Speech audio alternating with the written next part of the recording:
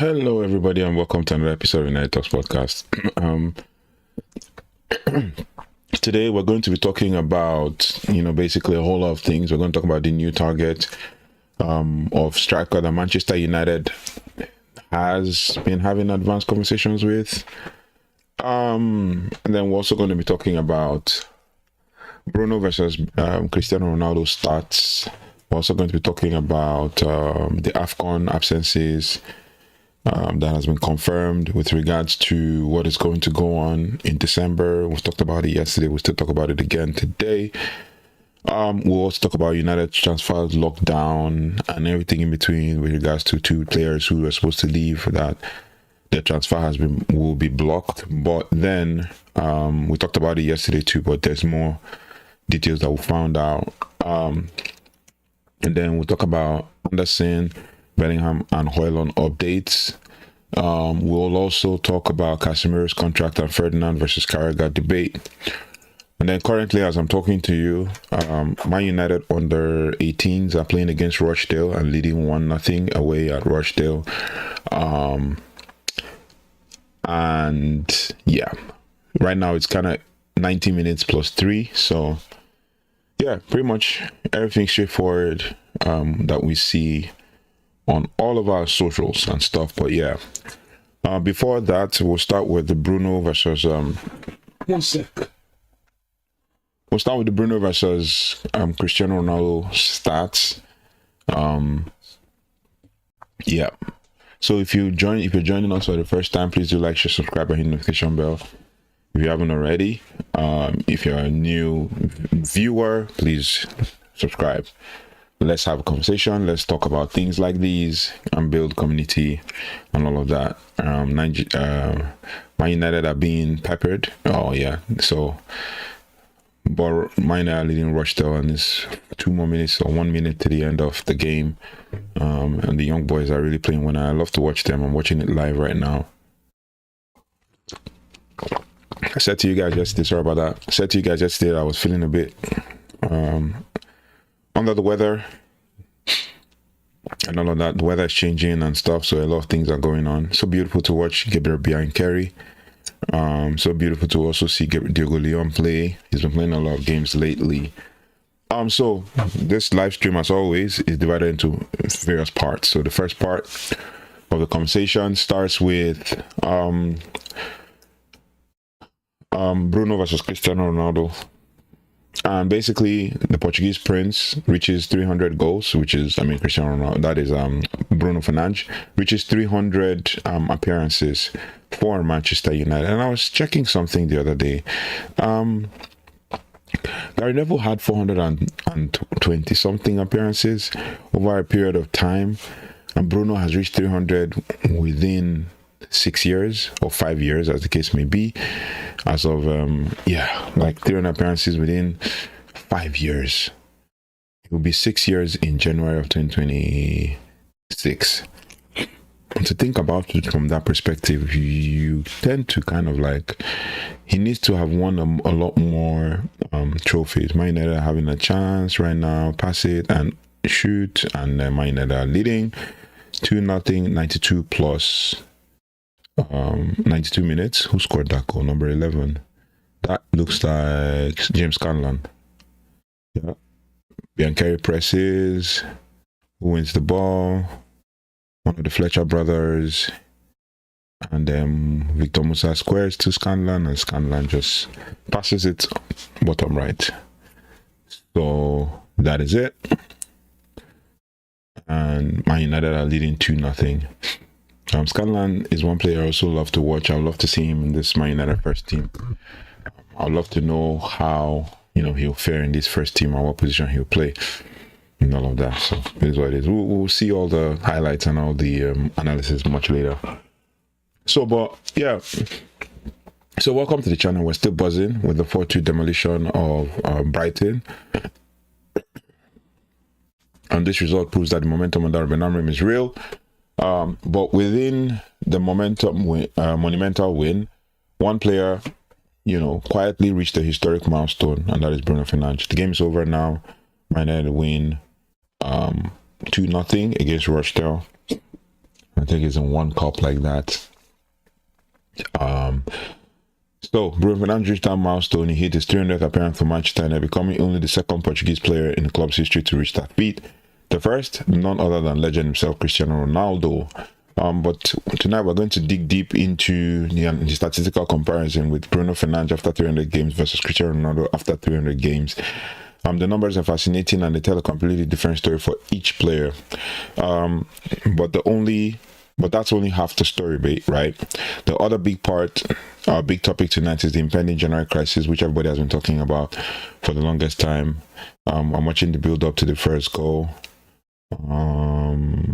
Mantato is pressing, Chidobe presses the goalkeeper, and keeper passes it out, Scanlon presses and passes to Obi, and Obi taps it in.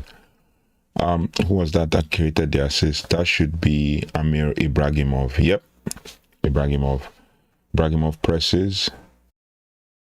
That looks like Jim Thwaite though. Scanlons with the ball. He goes on an attack, pass it to Chido, and then he goes by himself and blasts it wide. Chido is calling for it, and Chido is annoyed. Yeah, one thing I wanted to say about Chido is he needs to calm down. I think he needs to calm down because I think there's a whole lot going on with him, and I have a feeling, and I might be the different. He's quite young, but I might be the different one here. Oh, that was a good shot from Diogo Leon. I might be the different one here, but I think Chidobe needs to calm down a little bit. He scores another one, and it was called a foul. Sorry about that. I'm a bit on that weather. We'll try to do this quickly. So, as I said, Chidobe needs to calm down. He needs to be humble and be the player that everybody wants him to be. He scores, he does really well, but I'm not seeing anything that makes him first team material. Like, he plays well, he's a different kind of player, but I'm not seeing anything that makes him even in the academy. I see the way he plays. I've not seen anything that makes me believe that this guy is first team material. But he's young. He has a lot of potential. I know he will come through. I know he will come up eventually. But he needs to be mentored. Like, he plays really well. He has good strengths. But when he does that, he does it in the academy. But when it comes to like big up ITN. When it comes to like the big stage, you see him, his shoulder drops. He's always flailing arms, getting annoyed at people when they don't pass the ball to him and stuff. Meanwhile, in academy football, what I've noticed over the years of watching academy football, nobody is waiting to play to your strengths. Everybody wants to play to be better. So when you're stingy with the ball, others don't complain, but when others are stingy with the ball, you complain. So that's what I've noticed. And when he does in the first team, he doesn't do that, but in the academy, he does it like he's bossing the guys around. And that, for me, that's a challenge. All the times I've watched him, I've been convinced by his skill and talent, but just you can see that there's a gap between the academy and the first team. One player I know that has shown good talent in the academy and in the under 21s, I believe. In the academy, I love to see Victor Musa. I love to see James Scanlon. I love to see Gabriel Biancheri. I love to see Bendito Mantato. I love to see Amir Ibrahimov. Yeah, these players, even Seko Kone, there's a bit of like a level of maturity. Not trying to get annoyed when people don't pass the ball to you or anything. I understand it from my experience in like coaching. You don't get to teach young boys anything too technical. It's only when they get to this age then you start to teach them the technical stuff. And yeah, Chidobe, good player, but if you look at the way the team plays, this grown-up man, we're talking grown-up man. Even I can call Lenny a grown-up man right now, 19 years old. I can call Eden Heaven a grown-up man right now. I can call, I'm just watching the Liverpool game, the first goal. Ooh, it's on the Man United, Man U TV rather. So it's beautiful to see. Van Dijk heads the ball to Maguire. Maguire heads it back, and in the process of Van Dijk trying to push Mbeumo, he elbows McAllister, and Mbeumo falls down and gets up and boom, chases the ball down. Like, that's determination, right? So you see these guys, you see Ahmad, you see the way they play, they carry themselves in. Share Lacey as well.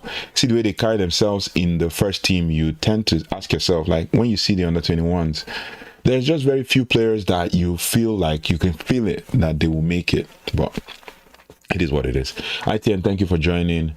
Yeah, just talking basically about few things with regards to what the list is full today though.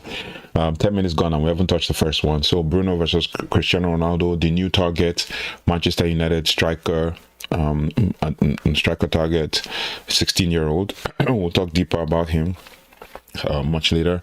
The AFCON one, everybody's talking about it now, so we just thought to, like, you know, just break it down. Then the United transfer lockdown, as well as Anderson, Bellingham and Højlund updates, and then you have the Casemiro and Ferdinand versus Carragher debate on Casemiro. And this is me, will I say calling out Carragher? Maybe, but it is what it is. So I was talking about Bruno hitting his 300 appearances mark, and I saw Gary Neville being given the Hall of Fame award or something in the game against Brighton, and I saw that he had played 420 something over the span of time he played for Man United. But Bruno has hit 300 in lesser number of games. But obviously the disparity there is the number of titles won by both players. But my comparison is not with Bruno and Gary. My comparison is with Bruno and Cristiano Ronaldo. But the numbers basically with that is fascinating and a different story for each player. So that's about that. We'll still talk about it. We're going to break it down. But that's only half the story. The other big topic is the impending general crisis. We talked about it yesterday. The AFCON departures are confirmed. The transfer targets are also sending mixed signals, and the club's hierarchy is reportedly blocking player departures. And we have huge news on Rasmus Højlund, Casemiro, Lisandro Martinez, and the chaotic situation involving Jobe Bellingham. So, yeah, thank you for joining. Smash the like button, subscribe, and let's get into the historic numbers and the looming crisis. One of the things we're going to talk about basically is the statistical comparison between Bruno Fernandes and Cristiano Ronaldo. So let's get straight into the numbers. Bruno Fernandes hit his 300 game in remarkably quick time due to his unbelievable injury-free record. The academy routine for kids in general is at such a robotic state. Yes, facts. I've been watching it, so I can agree with you. It's difficult now to see any talent as the ones we are, who are. They get drilled into an athletic. Yeah. They get drilled into athletic and routine, so into being athletes and just routines.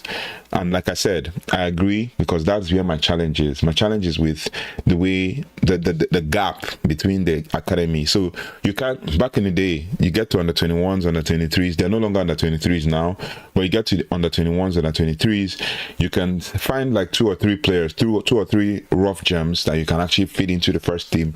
They get in the first team setup and they're mature enough to go. The last person that did it and was mature enough to go almost quickly or almost immediately is Kobe Mainoo, right? And then maybe Garnacho.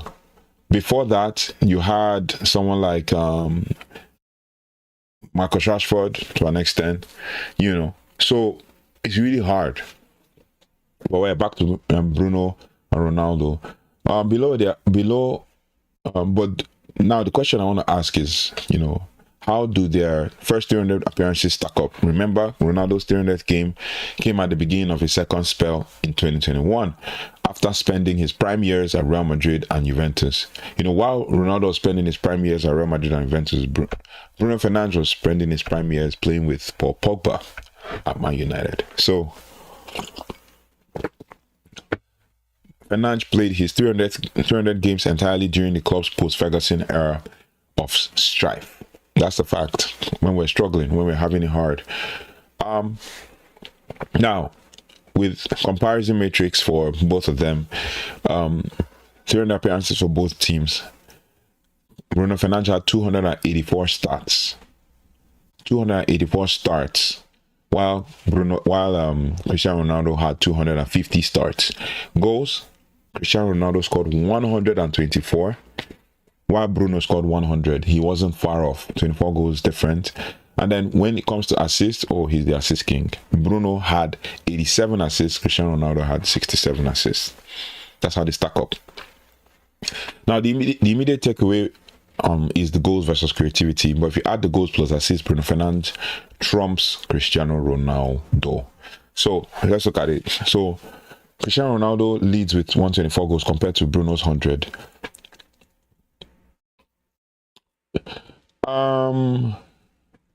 Yeah. So trust me, I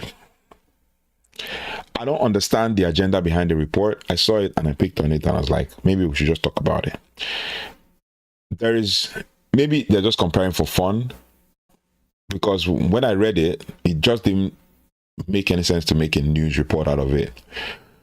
But maybe just for fun. Because Ronaldo is a winner. You can't compare. He's like someone that's going to 950 goals at the age of 40 or 41, if I'm not mistaken. He'll be 41 in February, right? And he's still scoring and still going strong. He scored 950 goals and will still score this weekend or midweek if they play.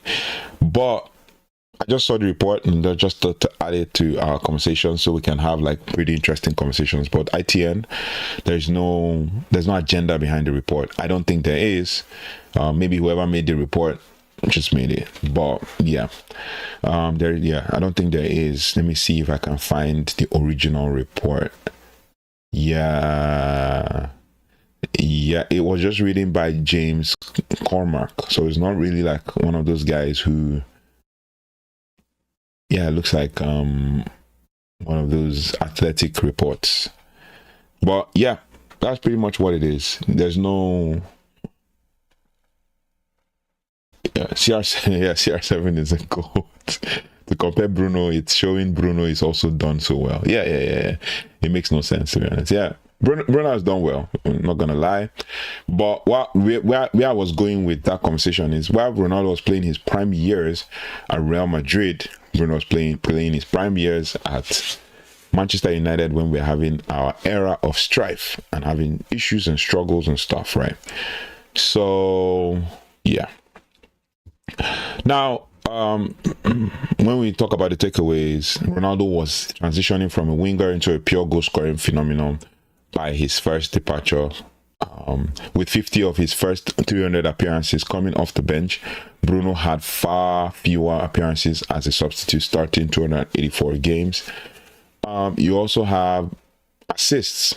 So Bruno dominates here with 87 assists compared to Ronaldo 67. As an attacking midfielder and playmaker, this is Bruno's signature contribution. He's the creator in chief, recording 20 more assists than his legendary compatriot. So we're not taking away the legendary status of Cristiano Ronaldo. And then it brings us to the biggest gap. So before that, let's look at like the efficiency of that. Ronaldo averaged the goal contribution or assist every 120.3 minutes. So he's a freak of goals. While Bruno averages a goal contribution every 136.4 minutes. So Ronaldo's doing way better. And that's if Bruno was world class. Real Barca, Bayern would have. Well, at the time, maybe only us and Tottenham were struggling for Bruno Fernandes. He's still world class. And Bayern Munich could snap him up any day, anytime. Barcelona, maybe he doesn't fit their style of play, but they could snap him up anytime. Barcelona play 4-3-3, so I don't see where Bruno fits in that 4-3-3. Maybe in the left, because he plays 4-3-3 in Portugal. Bayern play 4-2-3-1 or 4-1-4-1, so Bruno fits in one of the three midfielders in there. You have which other team again? Juventus, Real Madrid. Maybe Real Madrid will be like what Jobe Bellingham is playing now. There are different positions, so to compare stats is, it's not fair. But maybe the comparison here, or the highest common factor or lowest common denominator for both of them is that they're Portuguese, and they're both Portuguese players that played for Man United. And that's why when I was reading it, I thought about Nani as well. Nani didn't hit that 300 mark. And Cristiano Ronaldo is a Ballon d'Or winner. So, I mean, yeah, Cristiano Ronaldo is a Ballon d'Or winner. So, that is what ITN is saying. They are different positions. So, compare stats. Is it fair also? Well, it's just because they're both Portuguese. They're both Portuguese. The efficiency edge goes to Ronaldo, which is a testament of the fact that he's part of 3 Premier League winning teams, a Champions League winning team, and his infinitely better supporting cast and a clearer tactical structure under Sir Alex Ferguson. That's facts. Maybe that's the reason why we're talking about it this way. And then you have the gap, the biggest gap, and that is trophies and individual glory, which is the comparison here. Ronaldo had 300 games, 3 Premier League titles, Champions League, and both domestic cups, and he was also a Ballon d'Or winner.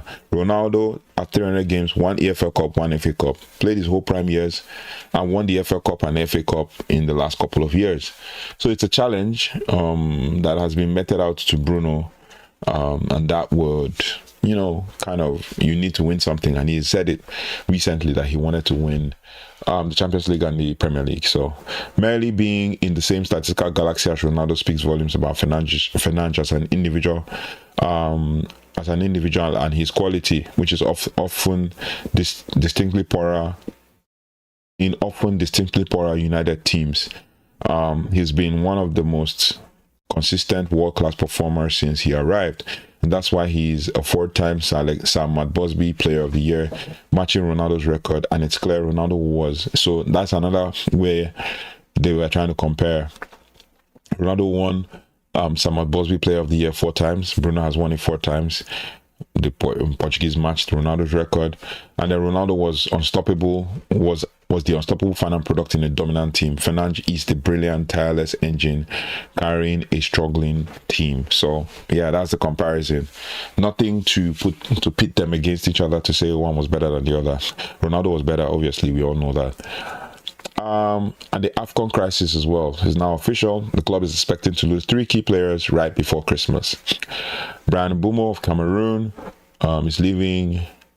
Ronaldo is generic. ITN is saying Ronaldo is generic. Is a generic player only. It's only generic player to compete with consistency against Messi, who was in the same club. If you wanna look at things, La Masia project was Messi from young. Yeah. So Brian Mbeumo, Cameroon, top scorer this season with 5 goals. This is 5 million move, and the key link-up player. Ahmad, Ivory Coast, emerging creative influencer on the right-hand side. And Nozair Mazraoui, the fullback, is expected to report for the host nation. Facts. So these absences will completely deprive United of 3 key options down the right-hand side, which is absolutely vital in Amorim's 3-4-2-1 system. Now, the group stage of the AFCON ends on New Year's Eve, and the final is January 18th.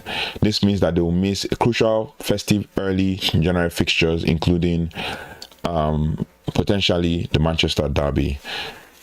So, when we come back from our break, we'll talk about the block on players who were seeking moves away. I talked about this in some lives. I never mentioned that they were going to be blocked, but you can actually see that this is what's going to happen for the club and all of that. So we'll talk about it when we come back from this short break.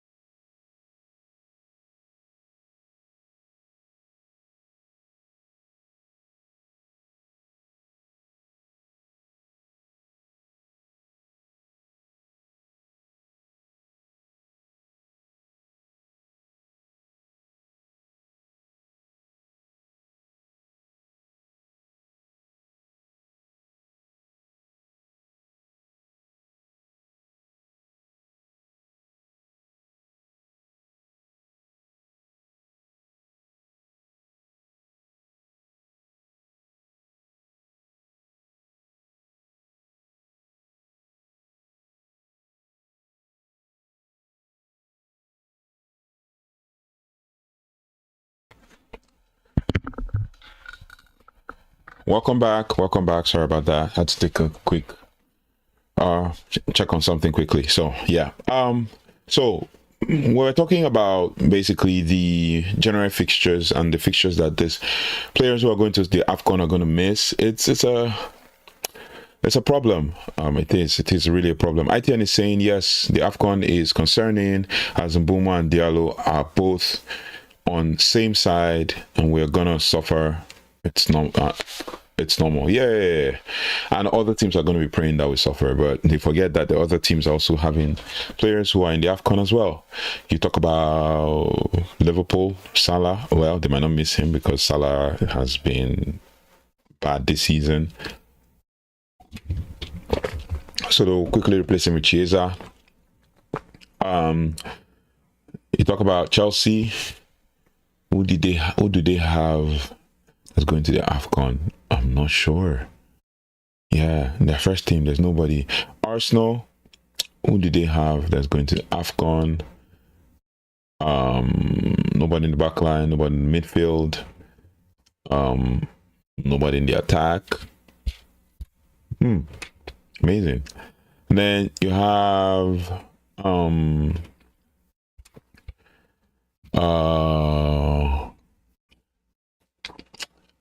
Man City, nobody. They're just Man United, and it's on our right side. That's sick. So speaking of AFCON, I'm hearing Shellacey. I think I saw that, but let me just get it.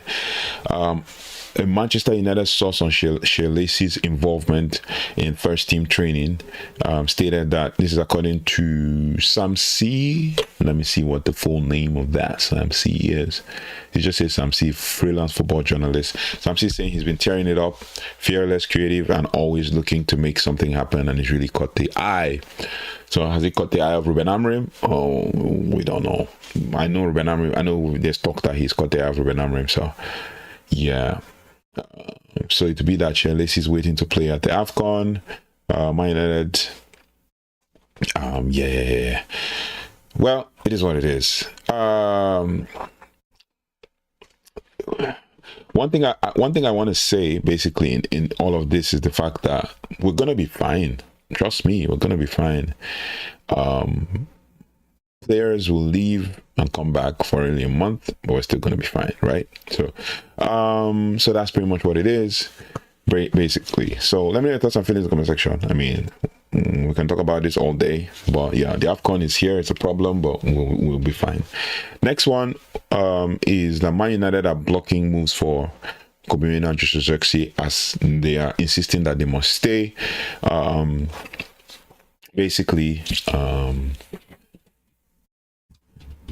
because of the confirmed squad shortage, the club is prepared to block any requests from players to leave in January. The immediate effects, this immediately affects two young players who Spurs lose Kudus. Yeah, Sa, Bissouma. Yeah. Thanks for that reminder. ITN says Spurs lose Kudus, Sar, and Bissouma. Yeah, but we played them before that. I'm just worried, even though I'm not worried about the other teams. And that now, speaking of AFCON, we're getting to the part where I believe why Man United are trying to block these moves is Mainoo 21 and Jobe Bellingham 24. Immediately, the AFCON thing affect the blocking of the transfers affects two players who have been linked with exits due to limited game time. Kobe is thinking of going out to Napoli, and he has not started a Premier League game since May and had his loan request rejected in the summer. And then obviously everybody is saying Fulham have Iwobi, Bassi, Chukwueze. Yeah, and they all play for Nigeria. Yeah, that's going to be tough for them, and they're even struggling right now. They're even struggling. I'm just watching Phil Jones coaching young lads. Yeah, I'm watching Phil Jones coaching young lads. I think this is under 16s. I believe, yeah. So, with regards to Kobe, he's also a Premier League game and his request was cancelled in summer. Jobe Zirkzee, the former 36.5 million signing has played only 90 minutes across 5 appearances this term, like multiple contributions, that's Peter Schmeichel talking to the young lads as well. Yeah, 91 to 99. Ooh, okay. He's involved in club stuff. Okay. Pretty much straightforward. Basically, Amorim needs to have a plan in place to ride the time of AFCON. He's got no excuses. He knew this is gonna happen. Just saying. Yeah. ITN is saying, ITN, you're spitting facts here, right? Yeah, you're spitting absolute facts here. ITN says Amorim needs to have a plan in place to ride this time of AFCON. He's got no excuses. He knew this was gonna happen. Just saying. Yeah. What does that mean? For me, this is how I see it. Because Kobe Mainoo is still gonna play, but he's gonna play beside Casemiro. And then Bruno is pushed up to play as one of the 10s with Cunha. And then Dalot is back and right back. If Lisandro Martinez comes back, then we have, I know ITN, I'm going to say this because ITN is in the chat. I know ITN does not like Luke Shaw playing as right wing back, but I think Amorim might consider playing Luke Shaw as left wing back rather. I think ITN, Amorim is going to try and play Luke Shaw. I don't know how true that's going to be, but we'll see, as the left wing back while Martinez plays. But Martinez might just be walking his way back to full fitness slowly, so it's not like we're just going to rush and put him in games. I also think there's a plan for Diego Leon on left wing back, as well as Patrick Dogu. So Diego Leon is playing under 21s right now and just killing it there. Scored a goal in the weekend, killer goal basically. Took the ball from his own half and dribbled through the entire midfield and went and scored. There was a few ricochets here and there, but yeah. So Amorim might have a plan, and that's why they're trying to block this Zirkzee and Kobe deal. Zirkzee and Kobe move. Zirkzee was linked to West Ham, and West Ham are really struggling this term. So you look at it from that perspective, and you see that just Zirkzee going to stay will probably be him kind of like playing as a right 10 with Cunha. So he'll be like the hold-up guy. Cunha will be like the stretching guy. It will change Cunha's way of playing, even though he can come deep and drive at the ball. Zirkzee can hold up the ball and still dribble between the lines. But I also think we need to start embedding Zirkzee and co into the team before the AFCON, so that they can actually get a hang of it, because we lose a bit of power when we let go of Mbeumo to the AFCON. So then you don't want to pray that Cameroon won't succeed at AFCON. You want Mbeumo to win as many trophies as he can. So we shall see. Amorim is now lining up both for key roles around Christmas time to offset the losses of Mbeumo and Ahmad. Amorim has confirmed that Zirkzee, who he doesn't consider as an out-and-out striker, and Mainoo are needed. He simply cannot afford to lose the squad depth, saying they are our players and we need everyone to have a good season. The lockdown shows the level of concern about the depth of the squad. And then obviously with regards to Højlund and Casemiro, the green light for exits. In contrast to the young players, 2 high-profile, high-wage players are being given green light for an exit. ITN is saying Dogu can go on the left and Martinez will be introduced, and Shaw will go to the bench. Injuries with why I first gave a disclaimer was because I know that ITN does not like Luke Shaw, so that's why I first gave a disclaimer. So it is what it is. We shall see. Even Patrick Dogu hasn't performed pretty well this season, but I think he's going to come good. Maybe he's a slow burner and he will take time, but yeah, I think he's going to come good. But first, there's some high-wage players that have been given green lights. First is Rasmus Højlund. Now, Napoli has been impressed with the striker and who they signed on a season-long loan deal. Who is this strong young player? His socks is half, literally almost close to his ankle.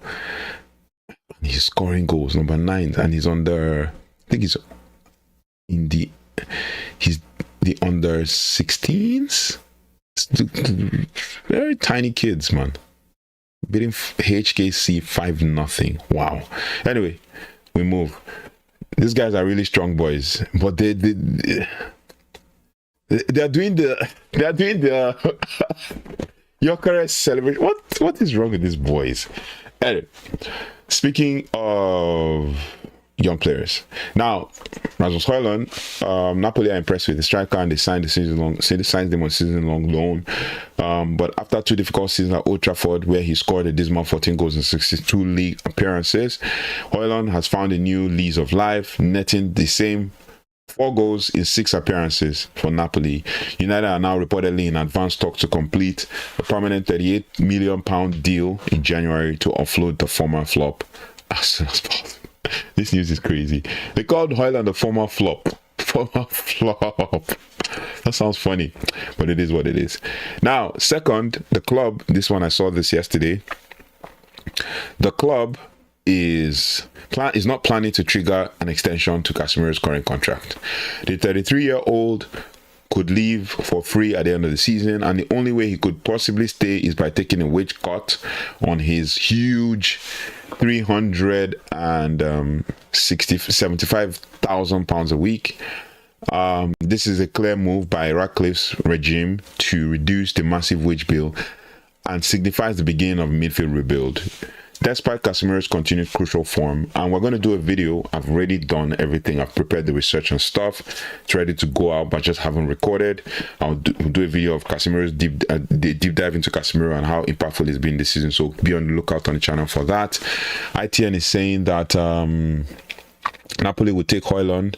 That's money in that's money in for certain. Now we can go shopping in January. Yeah. If they take him in January, we can go shopping for. We need a midfielder, or 2 rather. We need 2 midfielders. Which brings me to the next one. We're talking about midfielders. The next one we're going to talk about is crazy because, in fact, to think about it from this perspective of why, I talked to a Nottingham Forest fan, and this is what they said. This Nottingham Forest fan, I was in a live stream with him on big up to my friend Sal on Stratford Post. I was on a live stream with Sal and this Nottingham Forest fan, I can't remember his name, but he's a big fan. Said Casemiro will not take a wage cut. In my opinion, we sell him to Saudi. Baleba Watson need to be bought. Simple. Yeah. ITN is saying that Casemiro will need to be sell. We will not take a pay cut. In his opinion, he says we sell him to Saudi, and then Baleba and Watson we need to buy them. Then he's also saying Stiller is available. Yeah, Stiller is available for I think 20-something million. So even if we let go of Højlund in January, trust me, we can buy Stiller and then bed him in a little bit slowly, and then by February he can kick on. Which brings me to my question. Okay, maybe Stiller is going to be Casemiro's replacement. So I wanted to ask my question: where does that leave Kobe Mainoo? Because I keep asking that question, but it is what it is. Kobe Mainoo will get playing time. I'm sure of that. If he takes his opportunities when he gets it, he's gonna get playing time. Now, which brings me to my conversation about new midfielders. And we saw this yesterday. Obviously, I think I talked about it briefly, but we'll talk about it now. I spoke to a Forest fan, and the Forest fan said 100 million or nothing. He said it first. Like, this was last week. 100 million or nothing. And I'm like, what if we bring 70 million? He's like, no, 100 million or nothing. Elliot Anderson is going nowhere. So, with the midfield constantly in flux, right?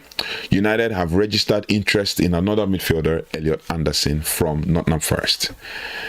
Anderson, 22. I watched that guy. I like him. I like the guy. I just like the way he controls the game. Yes, he's in a poor Nottingham Forest, but he's giving me that box-to-box midfielder. Wears the number 8, plays like Bruno, but like very athletic, very calm-headed, very powerful. Plays like a defensive midfielder. If you check his positioning on the field, he plays as a CM, DM, and an AM. So defensive midfielder, attacking midfielder, and central midfielder. I love Anderson. He's a good player. Not bigging him up or anything whatsoever, but just watching him on the eye test and all that. He's putting Yates. If you remember Yates is at not Forest. He's putting Yates, their captain, on the bench, even though Yates was injured and all of that. Yeah, Mainoo is versatile and he will get playing time. Trust me on that. Yeah. I agree with you, ITN. I agree with you. Mainoo is gonna get playing time. Trust me. Just as ITN has said. So Anderson, 22-year-old, who joined Forest from Newcastle last summer, has scored 2 goals in 10 Premier League appearances this season. The problem again is the valuation. Forest are demanding a colossal fee of 100 to 120 million for the young midfielder. Newcastle, Arsenal, and Tottenham Hotspur are interested, right? But the price tag is currently prohibitive. This saga is further proof that United's targets are either hugely expensive or come with complicating factors. So we're going to observe that and let you all know when things pan out, how things pan out and stuff. Which takes me to the next one: Jobe Bellingham rejection, no Champions League, no deal. I saw this one yesterday and I was like, why? We didn't say we're interested, you were just linked, but it is what it is. Speaking of complicating factors, the transfer story of the weekend is the Jobe Bellingham U-turn. Jobe Bellingham, rather. I talked about him yesterday being a defensive midfielder, like a number 6, and also an attacking midfielder and central midfielder as well, but not that your powerful forward. We also talked about, maybe he has experience, but I'm like, no, he has experience in the Championship, but not in the Premier League, but it's different. So despite reports that United are weighing up a shock move, loan move, due to difficult start at Borussia Dortmund, quick check on the score line as Borussia Dortmund are playing in the DFB Pokal. That game must be over by now. What's the time? Yeah. Let us see. Woo! 90 minutes. Brentford are whooping Grimsby Town 5-0. Wow. Fulham are still... Fulham again. They're playing 1-1 with Wickham. And then Wrexham are being flogged by... I say flogged because West Ham are being flogged 2-1 by Cardiff. So, Wrexham. In the DFB, Tafe beat Inter Valdemoro 11-0. What is going on? Anyway, in the DFB Pokal, Dortmund played 1-1 at full time. Julian Brandt scored, and North scored, and then they played a penalty, and Frankfurt lost 2-4 at home in the DFB Pokal. So they're out, they're knocked out. Yeah, so that's pretty much what I wanted to. I just want to check where the challenge is. Any player has to want to join United, whether they are a fan. Anyways, love the club. ITN is saying if that's not the case, we should move on, in my opinion. Yeah, in summary, I'm just seeing the very young David Beckham. Nicky Bott, this is nostalgic, isn't it? Yeah, this Beckham, Nicky Bott, the class of 92. Ooh. Anyway, I digress. Now, what ITN is actually saying is that any player we are interested in must want to come to the club. And that is what Amorim has been saying time and time and again. Basically, that because they wanted to come, that's how we got them. Must want to join United. I must love the club too. So, Jobe Bellingham is saying no Champions League, no deal. Okay. So, like I said, despite reports that United are weighing up a shock move due to the difficult start at Borussia Dortmund, where he's made just 2 league starts in 12 appearances and failed to score, we can confirm that the deal is currently dead. According to latest report, Jobe Bellingham has no interest in a move to Manchester United. Why? Because Ruben Amorim's side is not in the Champions League. Yes, he can go for all we care, just like ITN is saying in the chat. The 20-year-old wants to join a club that can offer him games at the highest level, making the loan to Dortmund, despite the issues, a better short-term career move. This is a massive blow and confirms United's inability to secure Champions League football is a major hurdle to attracting top young players who are already in big European clubs. But Jobe Bellingham is already having issues with the club. We talked about Jadon Sancho yesterday. He's barely even had a start for Aston Villa. He already has problems with Unai Emery. So that's a problem. yeah, there's a problem going on there. Now, so we'll talk about the off the pitch tensions as well. But despite issues and better short-term career move, now this is massive because Mainoo doesn't have Champions League, so we can't secure targets or secure our players. The off the pitch tensions at Dortmund, where his father clashed with sporting director, are clearly not enough to force a move to a club outside Europe's elite competition. Vini Jr. is reportedly on set. Yeah, I saw that news. He said, I want to go. He said, I have to. I wanted to be sure that was true. I have to leave. ITN is saying Vini Jr. is reportedly unsettled. He's at the top bracket if you want to get a player on that level. But is he just coming for the money? It's about being sensible. Jim Ratcliffe will not give them any. That guy is not going to let it happen. Now we're going to talk about Semenyo. That's another deal. The Semenyo miss and defensive reinforcements. A final note on recruitment. We've learned that Bournemouth rejected a £50 million bid from both Tottenham Hotspur and Manchester United for Antoine Semenyo in the summer. Bournemouth stood firm because they made over 200 million in other sales. 200 million. These guys are balling out. Let's break it down. Milos Kerkez to Liverpool, 40 million. Dean Howson to Real Madrid, 50 million. That's 90 million there. Ilya Zabanyi to PSG, 58 million. And that is 148 million. Then Dango Ouattara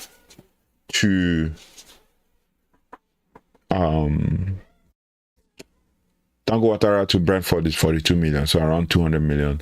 It's clear United are being priced out of many of the targets. Facts. Would Semenyo have been an ideal player for us? Yes, but we already have two players. Maybe, and yeah, Semenyo is also going to the AFCON for Ghana. So yeah, it will be pointless unless he's going to play as a centre forward, because we already have Cunhas like him, plays on the left, can play on the left, play on the right. We already have Mbeumo, can play on the left, play on the right.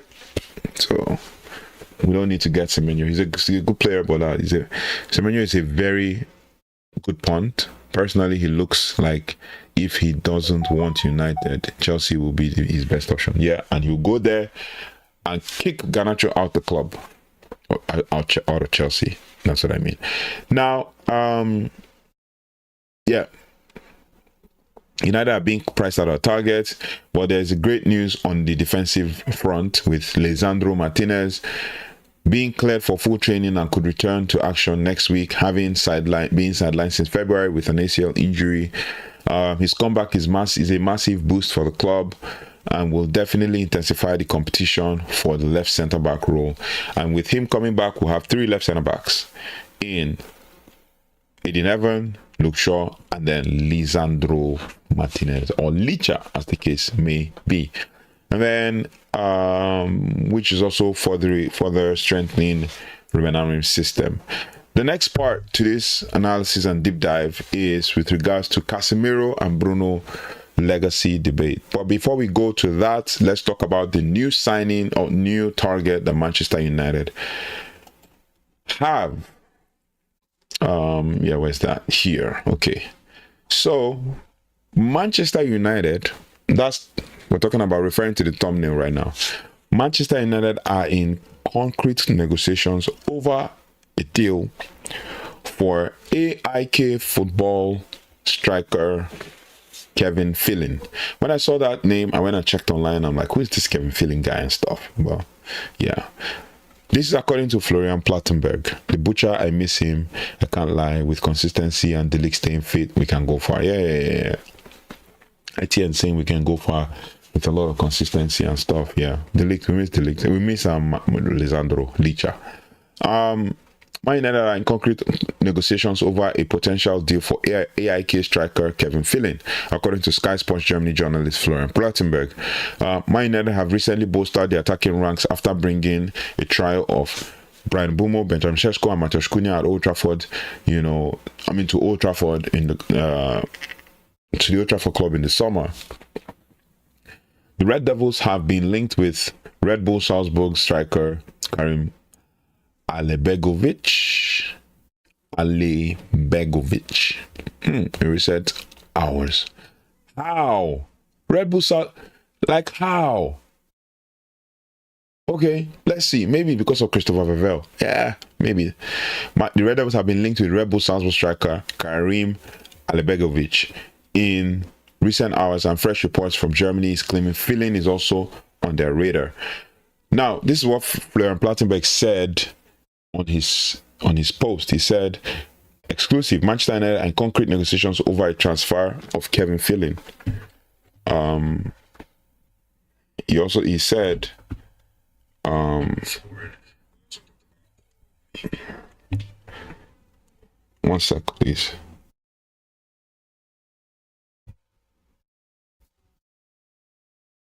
So he said Manchester United are in concrete negotiations over a transfer of Kevin Feeling. The 16-year-old talented striker could leave AIK.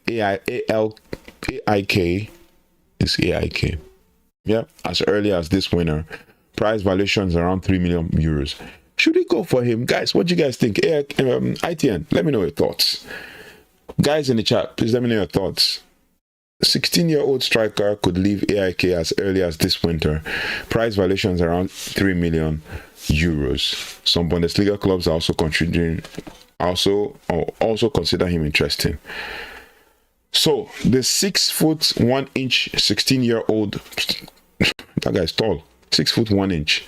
16-year-old striker has been playing regularly for the Swedish top flight club despite his tender years, and could leave AIK in January for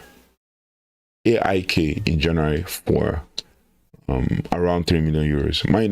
Feeling is 16 and at AIK first team. Yeah. That's sick. Mainoo are not the only ones keen on Feeling. With German top flight clubs also monitoring his situation. He has 2 goals in 7 appearances for AIK so far this season, and has been widely tipped to follow the footsteps of the likes of Zlatan Ibrahimovic and Alexander Isak. I've heard the situation. He's Swedish international, so I've heard the situation where he's the next Isak. That's what I heard. But if he's the current Isak, no. Anyway, Feeling will be expected to link up with Man United youth teams if he moves in January or next summer, but he could be featuring for the first team sooner or later, given his huge potential. Isak, who also started his career at AIK, moved to Liverpool from Newcastle United in the summer for 145 or 125 million pounds.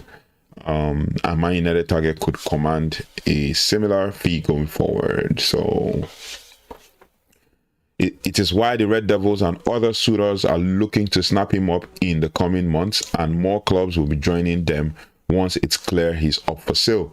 Signing Feeling for less than 2.7 million pounds will be a huge one for Man United, as they could end up saving millions in the future. It's a deal that could wrap up given how they have concentrated on strengthening their youth ranks in recent months. That guy will give Chido a challenge for a first team. Why don't we just do them a favor, get Feeling and send Chido on loan to them? That would be nice. It's worth a try in my opinion. That's ITN. But Man United could either be the perfect player or he will head out on loan. He could potentially go on loan. Even Lausanne Sport is there to send him on loan, as Chelsea do with their Strasbourg sister club. Or just bring him and then send Chido. Send Chido on loan, let him get valuable experience. These bloody United scouts need to be there to do their homework and work out. We are at home just giving our advice as rookies. What are the scouts there for? Yeah, I feel you, man. I feel you.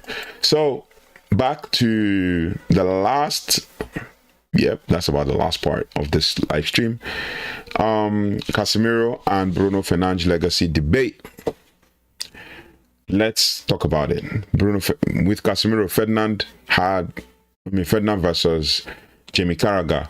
The Casemiro story continues to dominate the discourse, especially with the news of his contract extension being blocked. Ferdinand has once again jumped to the defense of the Brazilian, stating that I'm calling out Jamie Carragher for his famous criticism, leave the football before the football leaves you. I'll do a shorter video on this when I do the research on Casemiro. I've done the research already. When I do that, when I make the content for Casemiro, I'll do a shorter video for this to prove, well, I'm not trying to prove the point, because we already know the point has been proven by Casemiro. And to think that Jamie Carragher said this to beginning of last season, or yeah. And when he said it, you now have to look at Liverpool now and you say, maybe Van Dijk should leave the ball before the football leaves him. Or Salah should leave the football before the football leaves him. Because Salah is 33, Casemiro is 33. Think about it. They're playing different positions, by the way. Anyway. So, Ferdinand argues that Carragher's call was highly disrespectful. Guys, isn't it not? I just saw Diego Forlan, young Diego Forlan. Wow. Okay, just without the Man United jersey. Anyway, yeah, is that Diego Forlan? Yeah, that's Diego Forlan. Anyway, now Ferdinand argues that Carragher was highly disrespectful to five-time Champions League winner. Has Carragher won 5 Champions Leagues? Nope. Ferdinand also believes Casemiro is proving his value again, showing the qualities that made United sign him. Now, chat, you guys, I want you to know something. Jamie Carragher comes out and spews a load of rubbish, and then maybe out of the 1 million rubbishes he spews, only one is a fact. But it is what it is. 1 or 2 in 1 million, and then the next 1 million, and then one fact. I've never seen him call out his manager, the manager of Liverpool, a club that he supports. But yeah, Ferdinand said it's disrespectful. Ferdinand says Casemiro built a stellar career on the back of being the glue, the person that knitted the back line and the midfield together and just plugged the gaps. He credits Amorim's tactical tweak for allowing Casemiro to excel once more, saying that they are now seeing something like the old Casemiro. He credits Amorim's tweak. Amorim did not tweak anything. The players just play better. They're just more confident and they have more energy and more drive. So there was no tweak for anything whatsoever. Yeah, Ferdinand's point is crucial for the locker room. You don't win 5 Champions League without resilience. He also says character and work ethic as well is one of the things that makes you win 5 Champions Leagues. Now he's the reference point for any player that is going through a hard time at the football club. And I remember I said that multiple times as well. And then even if he leaves next summer, Casemiro's influence as a defensive shield and a character mentor is undeniable and continues to be crucial in the pivotal run of form. So the final comparison to Bruno's legacy, we'll bring back to Bruno again. At 300 games, the greatest Portuguese player in United's history is and always will be Cristiano Ronaldo. But the greatest Portuguese player of the post-Ferguson era is undoubtedly Bruno. Consider the context again. Bruno's goal contributions, 187, total contributions, 187, 100 goals and 87 assists. His consistency is rarely injured and consistently available, and his double figures for both goals and assists, carrying the team under multiple managers. And then you also have his impact. He's arrived when the club was in turmoil and immediately lifted the atmosphere and the quality. If you remember the first game he played where he scored a goal against Everton, that lifted the atmosphere, man. Not only that, I think he scored his first goal against Watford, but that goal against Everton just kind of changed everything in it. No, the criticism of Bruno, which often surfaces when the team is struggling, is that he's not a legend because he hasn't been a part of a Premier League winning team. But pundits and fans will argue that a true legend is part of a title winning team. That's facts. But this is a flawed premise that fails to appreciate the circumstances. As many fans on social media might point out, but I remember I told I told you someone has got to have a word with Cass. Reckless yellows. Amorim has done that. Yeah. Versus Chelsea versus Liverpool, excused. That yellow and the Brighton composed. Yeah. And he subbed him off at the 70th minute as well. And when he subbed him off, you just capitulated. You know what's annoying? I see some fans. No, I don't see some fans. I see Andy Goldstein come out and say stuff like, why did Amorim make those changes? Why wouldn't he make those changes? Bro, Casemiro is 33, bro. Why wouldn't he make those changes? Or why did he make the changes? I don't trust Amorim. He hasn't shown me anything. Like, yeah, just stay where you are. Don't trust him. Just stay where you are. But it is what it is. I'm ranting. I will maybe have another live stream for ranting. The criticism for Bruno is always when he's struggling. He's not a legend because he's not part of a Premier League winning team. But you have to think about it from perspective of, or the premise and the circumstance. As many fans on social media will point out as well, he's a bright spot in a very dark period. I mean, you think about the IQ for letting that go, that dummy goal, and in heaven's pass, dummying it to allow for Mbeumo to score, and then for him to have seen it. It's like he scanned and saw it, saw the pass and dummied it. You know, he was a bright spark in a very dark period. He would have been a perfect player in Fergie's years, no doubt. Also, he's been forced to play multiple positions, number 6, number 8, deep line playmaker, kind of slowing his attacking ability. Now, the simple truth is that Bruno Fernandes has been the lifeblood and the talisman of Man United during his toughest period since the 1980s, and he chose to stay this summer despite the temptation from Saudi Pro League clubs. And he definitely continues to put in immense effort, and that saw him notch his 300th game. His legacy is not one of titles, but one of unwavering. At least he's lifted 2 cups. That's something more than Arsenal in the last 5 years. Even if you think about the team that Unai Emery handed over to Arteta, none of those guys, the last guys who are leaving, none of them have trophies, and Bruno already has 2, right? So you have to think about it from that perspective. Yeah, his legacy is not one of titles, on unwavering individual, even in the face of like institutional chaos, and he's been the star during the challenging decade. And for that alone, his name will be etched into the club's history alongside the very best. His challenge now basically as captain is to leverage this current momentum to finally get the club back into the Champions League, which will in turn help attract the level of talent like Bellingham. Well, I don't want us to go for Bellingham, but it is what it is, that they desperately need. This week's win was about momentum, but it was built on the back of a milestone.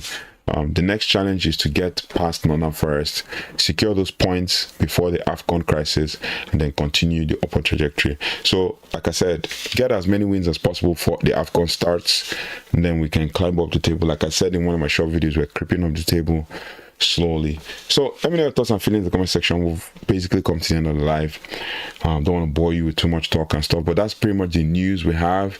There's not so much except for transfers, and it's obvious that Man United need a midfielder. But thank you so much for tuning in.